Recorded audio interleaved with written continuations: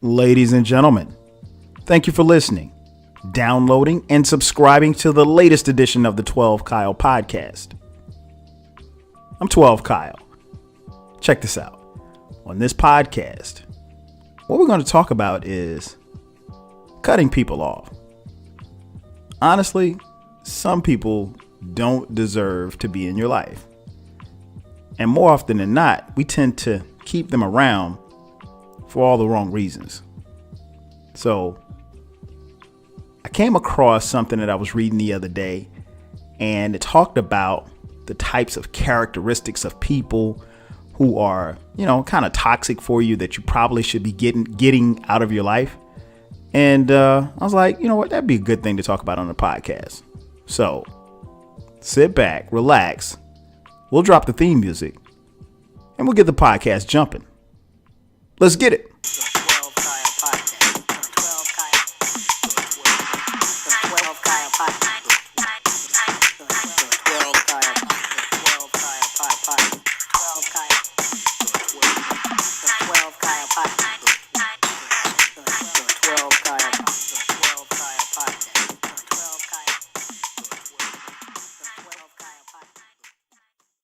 Welcome back. As I mentioned in the intro, I'm talking about cutting off some of your friends. Now, I know that sounds kind of harsh when you think about it. Trust me, I'm someone who really values friendships, right? I'll tell anybody, I think I have some of the best friends that you could probably ask for, right? And I think everybody who I consider to be a friend, or people that consider me to be a friend, are, very useful and very, influential and impactful in my life. I think sometimes as we get older, things kind of change a little bit. And so as time changes, people change. So when people change, you have to kind of adjust. And sometimes the reality of getting older is that you have to make grown decisions. So like I was saying in the intro, I was reading this article that I came across online, and it talked about, having toxic friends, and not necessarily toxic friends, but friends who have toxic characteristics when it comes to you. And it kind of broke it down into different categories, and I'll touch on that in just a second. But again, you have to, look at yourself and be realistic about who you are, and then also be realistic about where these people fall in your life. And of course, like I said, over time, some friends take on different roles as you get older. And I don't want to necessarily just, even though we're talking about friends, this can include family as well, because sometimes you got to cut family off too. And it's not necessarily the easiest thing to do, but a lot of times you have to do it for your own sanity and your own mental health, right? Because you shouldn't let friends and family drive you crazy, because some will. So I was reading this article, and it broke it down into categories, and I'll share with you the categories that they talked about, and I'll just kind of expound and give you my take on these categories. And they are in no particular order. The first category is the energy vampire. Now, what they mean by that is the energy vampire is the person that, just leaves you emotionally sapped and physically exhausted just by their mere existence.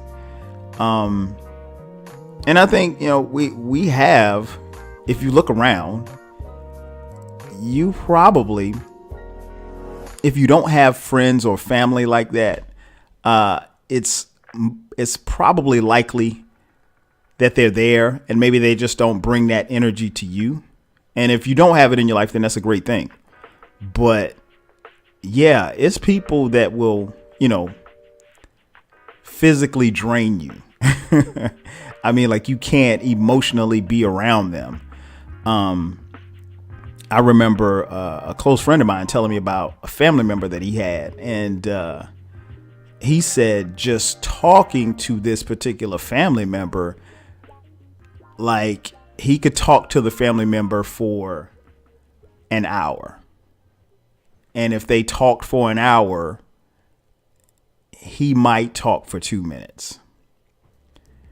And in that hour that they talked, they've got 58 minutes of drama.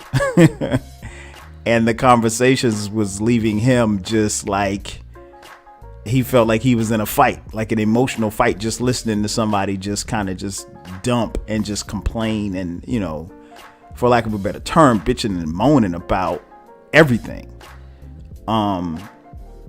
Yeah, you know, those kind of people you have to cut off. You just, it's really in your best interest. If you stop and think about it, you have to do your best to avoid spending time with that kind of person. And you really are punishing yourself for allowing them to be in your life. You can have people in your life, but sometimes you need to keep them at a distance. And if you find yourself in a position where you can't keep them at a distance, then it becomes a real problem, because they can, you know, put that energy on you. And, you know, it's not what you want, you know, and it doesn't matter if they're, you know, talking to you or talking about you or just talking about their lives. Nobody wants their energy, you know, just drained from being around someone. You know, vampire energies tend to push you beyond your limits. And you could try explaining it to them why they are exhausting, but you're probably going to lose patience trying to do that.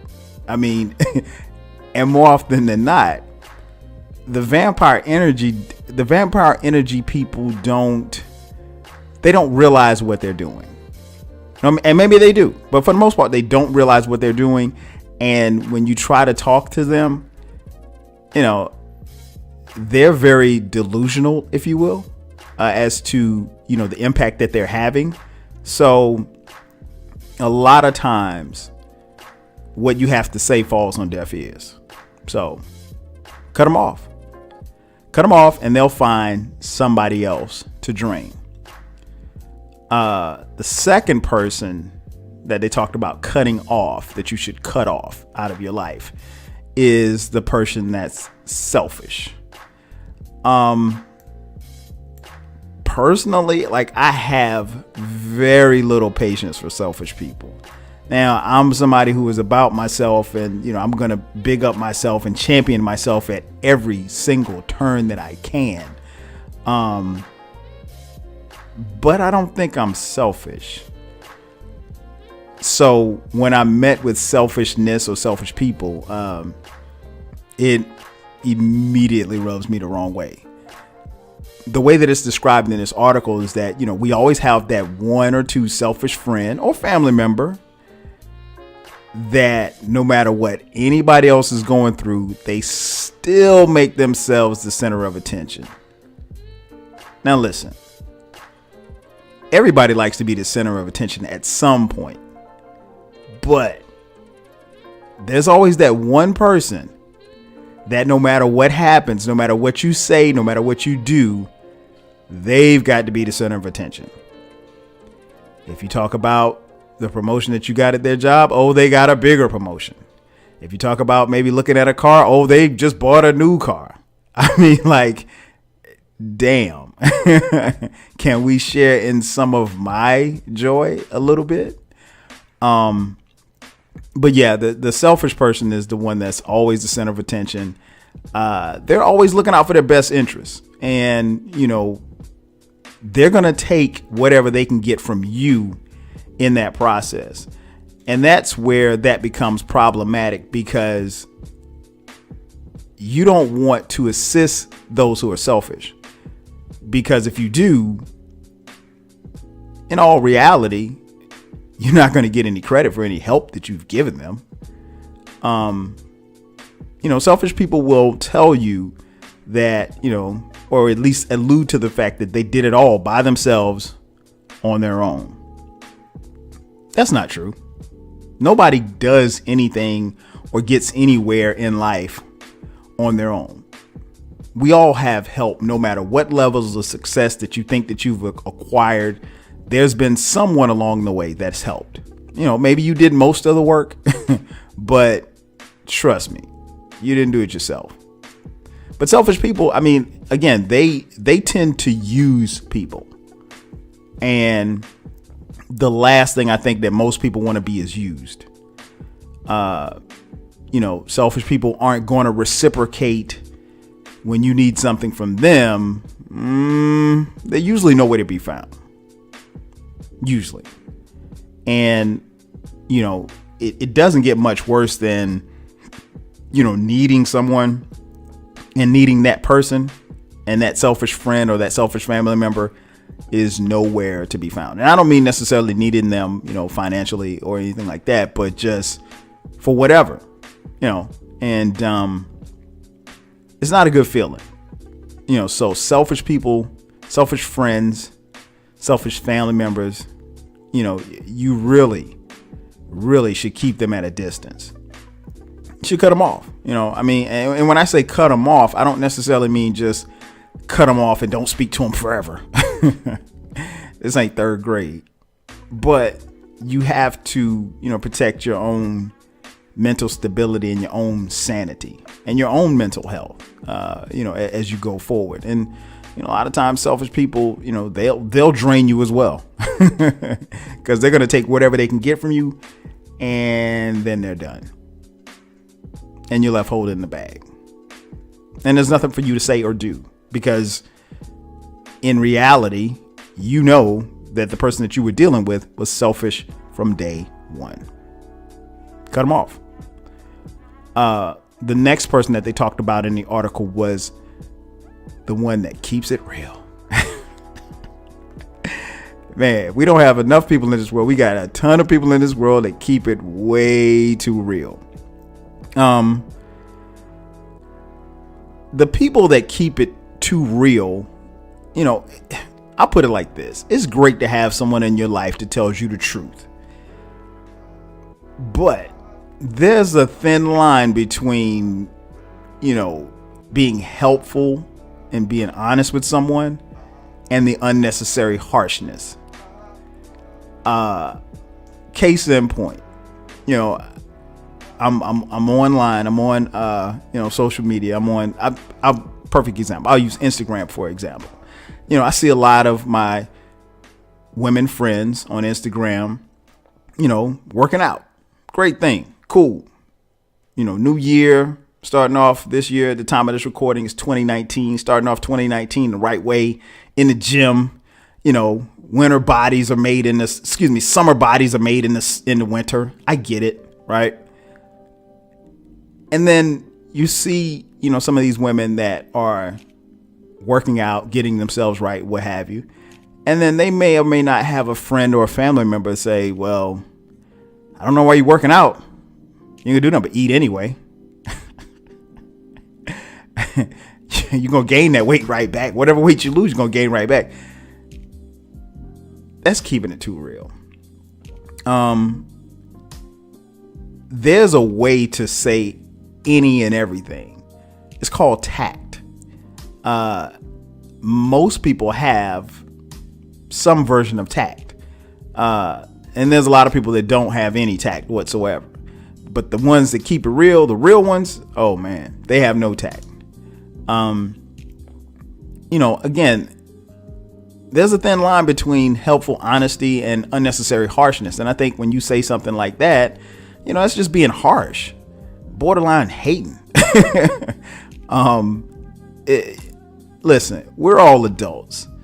You can figure things out on your own. Most things you can figure out on your own, and you don't necessarily need somebody that's keeping it real to bring you back to earth or a dose of what their reality is. And if you pay close attention to those who keep it too real, they relish in bringing folks down.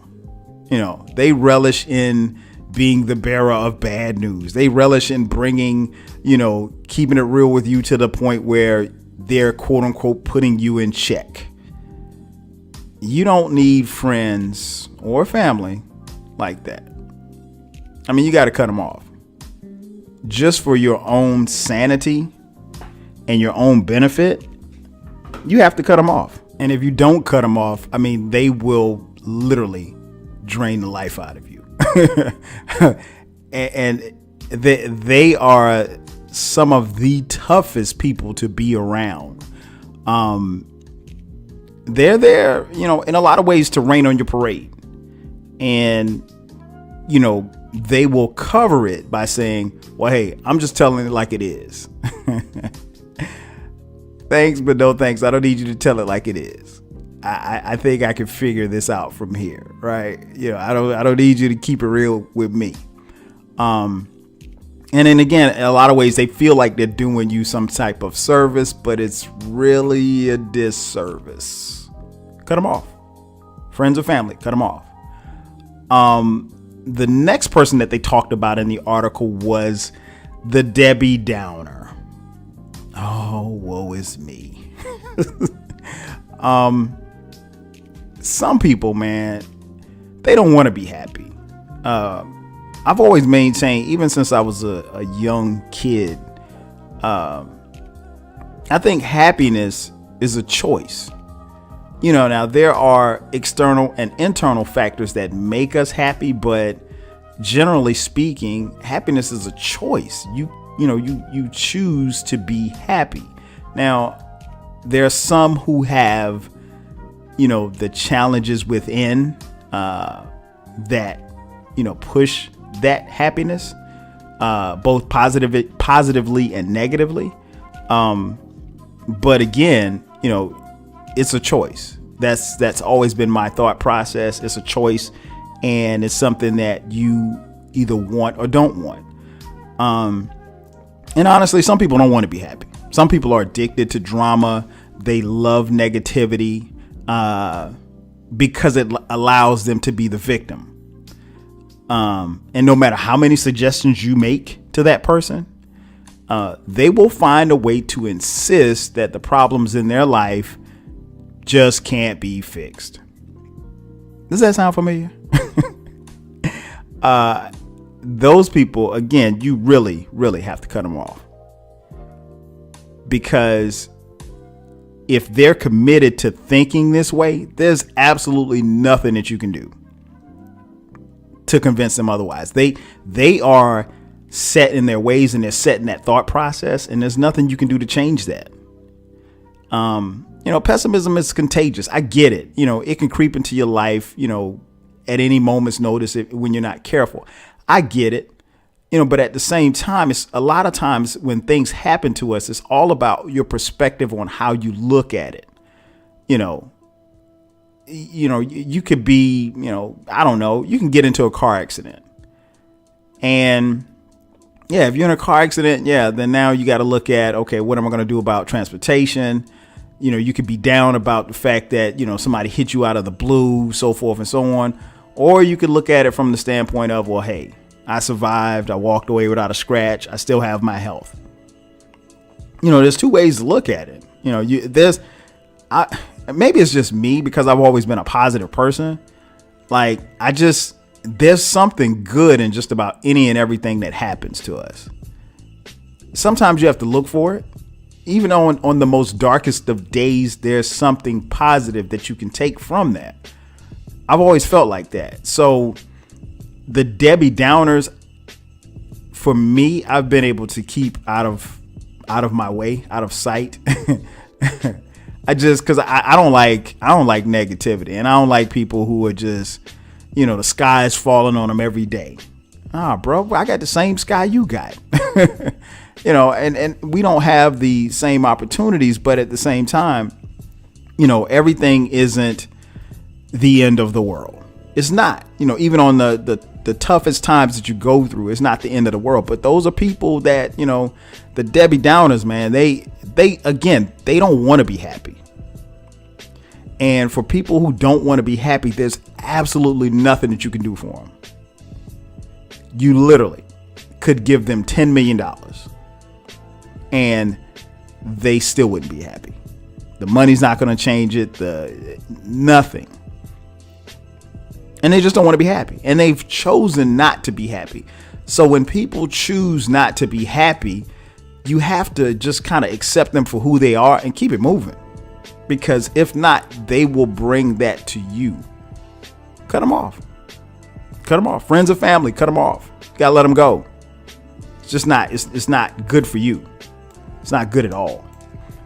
The next person that they talked about in the final characteristics, the wise one. Man, where do I even begin? I get it, right? I mean, we're in an era where just about any and everything that you want to know, you can find out on the internet, right? But come on, man. I mean, there's somebody that you know who probably knows and sees just about everything. And they feel compelled to teach you or school you on any and everything. You say, hey, I plan to vote this year. What are you voting for? Voting don't work. Voting hadn't worked all these years. You know, people have been voting all these years that don't do nothing. The government is rigged. Da da da da da. Okay. I plan to eat this steak. You shouldn't eat steak. Do you know what they do to animals? Okay. You should stay woke. Okay. I mean, I don't know what to tell you, man. I mean, don't get me wrong. I understand conspiracy theories. I get it. I don't care enough. I mean, yeah, I probably shouldn't be eating this steak, you know, but I'm going to eat this steak. Why? Because I like steak. Because I can't afford it, you know. Should I not eat McDonald's French fries? I probably shouldn't, but I'm gonna eat them anyway, right? Yeah, there's pesticides and, you know, everything that you put on the plants and all of this stuff. You know, the wise ones will tell you about everything that's gonna kill you. Oh man, you shouldn't eat that. That'll kill you. Let me let you in a little secret, wise one. Everything's gonna kill us. I mean, like, I don't know, maybe at, 95 years old, you know, because I ate vegetables in 2010, is that going to take me out? Okay. I lived 95 years. Okay. I mean, like, who cares? I made it. I'd rather vegetables take me out than a bullet or a cop. So I'm hip to the wise ones, the woke ones, if you will. But yeah, these people are trying to change your entire outlook just to match theirs. And, you know, they try to make you think that how you're living is wrong. You know, why would you want to be around somebody that's constantly and consistently questioning your judgment? I mean, we're grown. I don't need you to tell me what to eat. I've been eating food all my life. Now, if you say, okay, well, hey, you probably shouldn't smoke. And for the record, I don't smoke. But if you say, hey, you shouldn't smoke. Okay, okay, that's fine. But I mean, there's people in this world that smoke cigarettes. They smoke weed. They smoke whatever. You know, I choose not to because it's not for me. But, you know, I don't know. Be very cautious of the wise ones, or the woke ones, if you will. You know, they got all the answers. They got all the sauce. And most of the time, it's just talk. It's just talk. They want you to do exactly what they're doing and to live exactly how they're living. Now, I'm not someone who's going to dump on someone who's trying to give me information. But again, you know, I don't want to hear your conspiracy theories about why the government is the way that it is and why this symbol on the dollar bill signalizes white supremacy. I don't care. I don't.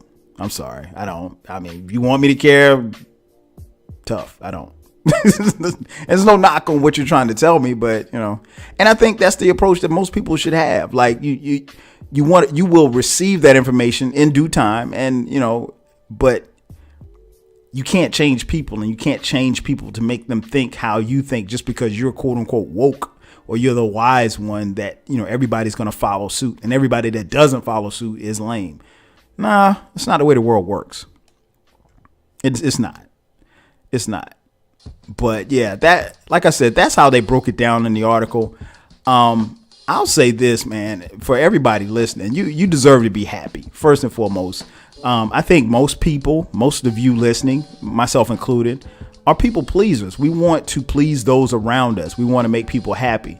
More importantly, you want to make yourself happy. And we allow people in and out of our lives to do whatever we want them to do to us and for us. So, when it becomes a situation where what they're doing is negatively affecting us, you got to cut them off.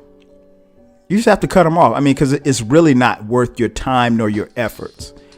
And, when you get to be my age in your 40s, I don't know necessarily that you are in a position where you are necessarily seeking new friends. At least I ain't seeking no new friends. But it's you have to put people in their certain places and perspective and how they are in your life. And if that means that you need to remove them, then so be it. Because again, if you don't set healthy boundaries to protect yourself from the negativity that these people are bringing to you, then you suffer unnecessarily. And for that, you can only blame yourself, not the other person. That's going to do it for me. Thanks again for checking out the latest edition of the 12 Kyle podcast. I'm your boy 12 Kyle. I'll catch you guys next time. 5,000.